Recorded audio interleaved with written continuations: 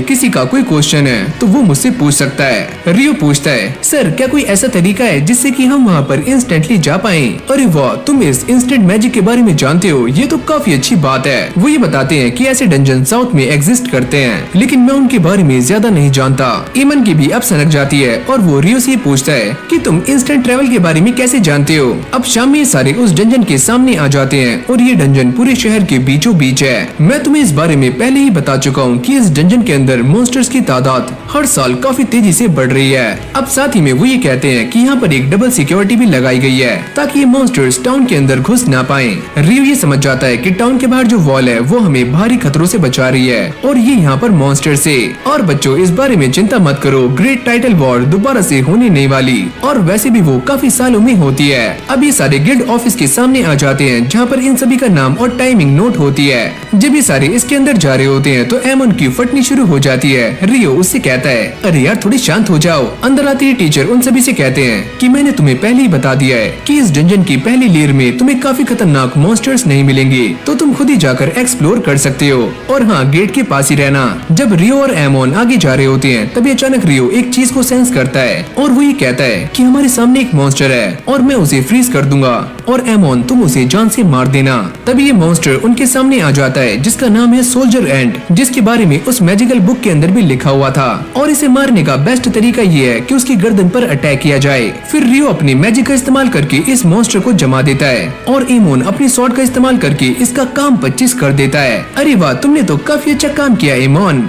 जिसके बाद ये दोनों मिलकर उसके मैजिक स्टोन को बाहर निकाल लेते हैं। एमोन ही कहता है कि ये सारा कुछ अलाउड है। अरे हाँ, इसे बेचकर ही तो हम पैसा कमाने वाले हैं क्योंकि हम एडवेंचरर्स हैं। जिसके बाद हमारा सीन शिफ्ट हो जाता है और ये सारे वापस आ जाते हैं और वापस आने के बाद पार्टी कर रहे होते हैं। ईटो ये कहता है, अरे वाह, तुमने पहले ही मिशन में सोल्जर आंट को हरा दिया, ये तो काफी कमाल की बात है। लेकिन यहाँ पर ये दोनों एक दूसरे को ही क्रेडिट दे रहे होते हैं। निल्स ये कहता है, चलो कोई बात नहीं, आखिरकार तुमने ये कर तो दिखाया, और कल तुम क्या करोगे? जिसके बाद ये दोनों डिसाइड करते हैं कि वो दोबारा से उस डंजन में जाने वाले हैं और इस बार तो 3rd लेयर तक। पर रियो इस बात को लेकर थोड़ा सा पैनिक होता है कि वो आंट मॉन्स्टर पहली लेयर में क्या कर रहा था, लेकिन इन सभी को ही ये सारी बातें पल्ले नहीं पड़ रही होती। तभी यहाँ पर एबल आ जाता है और वो ये कहता है कि वो आंट मॉन्स्टर गड्ढा खोदकर यहाँ पर आ सकती है, बस इसीलिए। फिर एबल इन सभी के सामने अपने आप को इंट्रोड्यूस करता है और वो ये कहता है कि मेरा नाम है एबल, लेकिन ये सारे लोग उसे पहले से ही जानते हैं। तभी निल्स कहता है कि मैं भी एक स्वॉर्ड मास्टर हूँ, लेकिन मेरी स्किल्स काफी कमजोर है, क्या आप मुझसे एक बार हाथ मिला सकते हो? और एबल उससे हाथ मिला लेता है, जिससे निल्स काफी खुश हो जाता है। तुम बस अच्छे से काम करना और सबसे पहले अपनी सेफ्टी का ध्यान रखना। जिसके बाद क्रिम्सन पार्टी के और भी मेंबर्स यहाँ पर आ जाते हैं और वो एबल से कहते हैं कि तुम यहाँ पर क्या कर रहे हो? तुम्हें तो गिल्ड मास्टर के पास जाना चाहिए, मैं बस इन सभी को गाइड कर रहा था। और ये उसे जबरदस्ती उठाकर यहाँ से ले जाता है। इन सभी के जाने के बाद ये सारे उनकी तारीफें कर रहे होते हैं। ईतो कहता है कि वो लड़की काफी कमाल की है, एकदम एंजल जैसी। इस तरफ ये सारे भी जाते हुए रियो के बारे में बातें कर रहे होते हैं। एबल ही कहता है कि तुम्हें इतनी जल्दी क्या है, तुम्हें उसकी ताकत का काफी जल्दी अंदाजा हो जाएगा कि रियो क्या चीज है। अगली सीन में हम ये देखते हैं कि रियो और एमोन दोबारा से डंजन में आ जाते हैं और वो एक साथ मिलकर काफी सारे मॉन्स्टर्स को मौत की घाट उतार देते हैं। रियो उससे कहता है कि तुमने आज कमाल कर दिया। अब बाहर आने के बाद ये दोनों बातें कर रहे होते हैं। रियो उससे कहता है तुम्हारी स्वॉर्ड स्किल्स काफी कमाल की हैं और अगर तुम ऐसे ही प्रैक्टिस करते रहोगे तो तुम एक काफी अच्छे स्वॉर्ड्समैन बन जाओगे। एमन उससे कहता है कि मुझे भी ऐसा ही लगा था कि तुम बस एक मैजिशियन हो, लेकिन तुम्हारी भी स्वॉर्ड स्किल काफी अच्छी है। हाँ, मेरे भी एक मास्टर थे जिन्होंने मुझे स्वॉर्ड चलाना सिखाया था। अब रियो एमन को एक एडवाइस देता है कि तुम्हारी स्वॉर्ड स्किल्स तो काफी अच्छी हैं, लेकिन तुम्हें सुबह उठकर प्रैक्टिस करनी चाहिए क्योंकि मैंने ऐसा देखा है तुम काफी जल्दी थक जाते हो। और हाँ, एबल भी सुबह उठकर रोज प्रैक्टिस करता है जिससे उसकी स्वॉर्ड स्किल्स काफी अच्छी हैं। अब अगली सीन में रियो एक लाइब्रेरी में आ जाता है। तभी उसके पास एक लड़की आती है और वो ये कहती है अगर तुम एल्केमी के बारे में पढ़ना चाहते हो तो यहाँ से शुरुआत करो।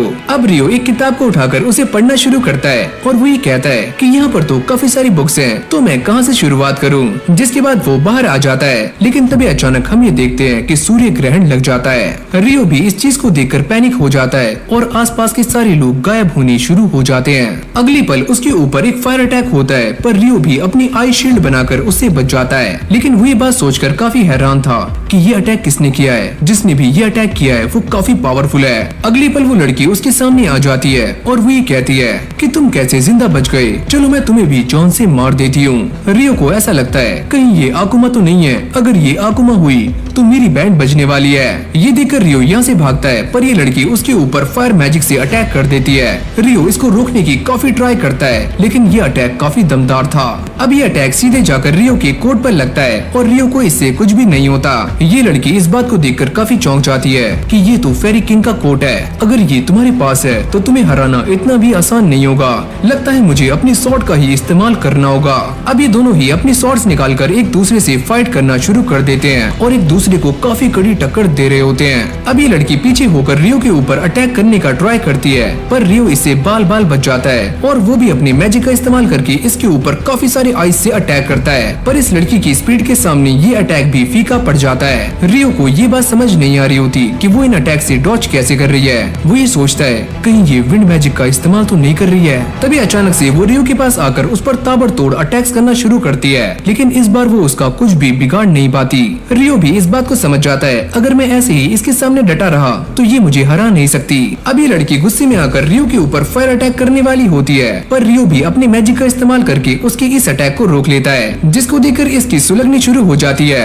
आखिरकार तुम हो कौन और तुम इतनी जल्दी कास्टिंग कैसे कर रहे हो? अगर तुम एक मॉन्स्टर हो तो मुझे तुम्हें जान से मारना होगा।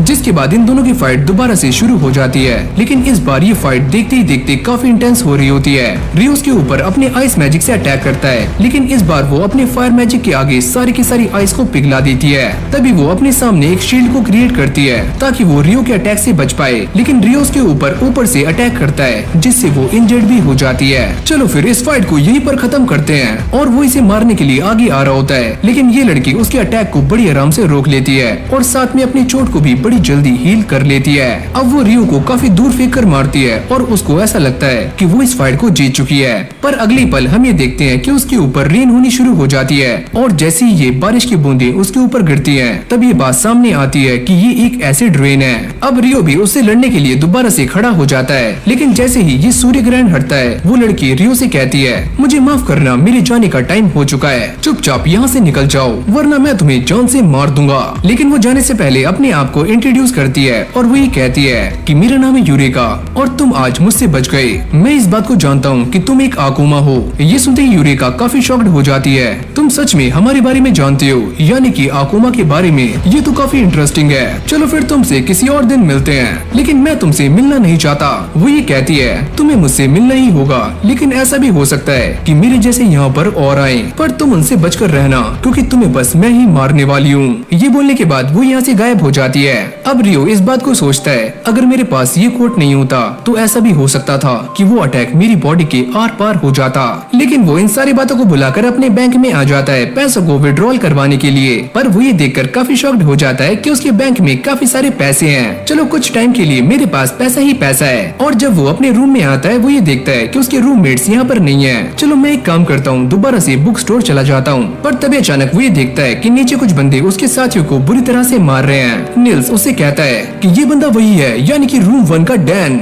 ओह तो ये वही है जिसके बारे में तुम बातें कर रहे थे। जैसे ही डैन उसे मारने के लिए आगे आता है तो रियो अपनी स्वॉर्ड को उसके पेट में घुसा देता है, जिससे वो नीचे गिर जाता है। अगली सीन में सारे अपनी थकान को मिटाने के लिए गर्म बात ले रहे होते हैं। ये तो अपनी हीलिंग मैजिक का इस्तेमाल करके रियो की इस चोट को हील कर देता है। वो ये कहता है अगर ये अटैक तुम्हारे दिल पर लगता तो तुम मारे भी जा सकते थे। वैसे उसने वो अटैक मेरे दिल पर ही किया था, लेकिन मैंने उसे डॉज कर लिया। ये सारे उससे पूछते हैं आखिरकार तुम्हारी फाइट हो किससे रही थी? अरे यार सही टाइम आने पर मैं तुम्हें सारा कुछ बता दूंगा, अभी बस चिल करो।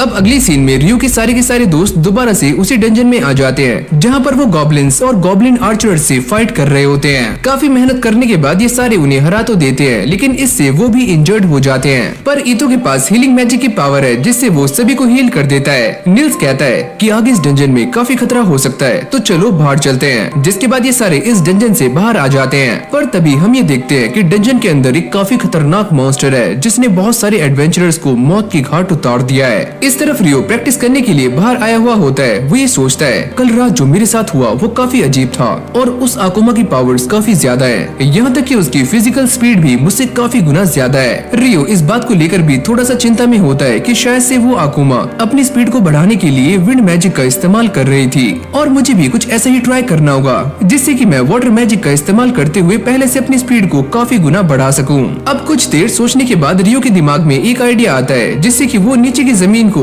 पूरी तरह से बर्फ के अंदर कन्वर्ट कर देता है और अपने वाटर जेट का इस्तेमाल करते हुए इसके ऊपर अपनी स्पीड को बढ़ाने की काफी कोशिशें कर रहा होता है, लेकिन वो इसमें भी नाकाम हो जाता है। फिर हमें लाइब्रेरी का सीन दिखाया जाता है जहाँ पर लिन रियो के बारे में इंफॉर्मेशन गैदर कर रही होती है कि रियो कैसे मैजिक करता है, पर उसे यहाँ पर कोई भी इंफॉर्मेशन नहीं मिलती और वो ये सोचती है कि ईबल ने मुझसे कहा था कि रियो आसमान में काफी बड़े मैजिक क्रिस्टल बना सकता है, लेकिन मुझे तो ऐसा कुछ भी नहीं मिला। जिसके बाद वो ये सोचती है कि ऐसा भी हो सकता है कि रियो ओरिजिनल स्पेल्स का इस्तेमाल कर रहा है, जैसे कि इन्फर्नो मैजिशियन करता है। जिसके बाद सारा भी यहाँ पर आ जाती है। लिन उससे कहती है तुम्हें देखकर काफी अच्छा लगा। वो सारा को ये बताती है कि वो लाइब्रेरी में किसी चीज को ढूंढ रही है जो कि उसे अभी तक नहीं मिली।